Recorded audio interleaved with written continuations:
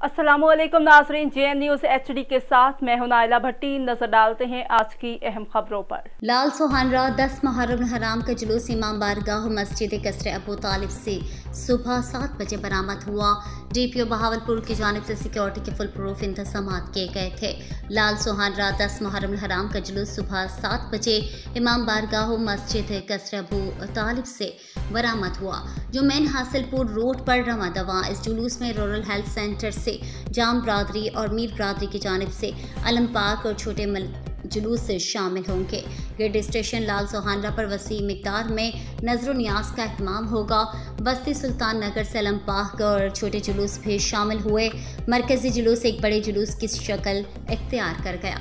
Meera petroleum पर नजर न्याज का एहतमाम किया गया था। जुलूस अपने मुंतखब करदा जगह की जानिब रवा दवा। जुलूस 1 बजे दरबार मेहरान अब्दाल पर पहुंचेगा। DPO की जानिब से सिक्योरिटी के फुल प्रूफ इंतजाम किए गए थे। SHO अब्बास नगर जुलूस की निगरानी करते रहे।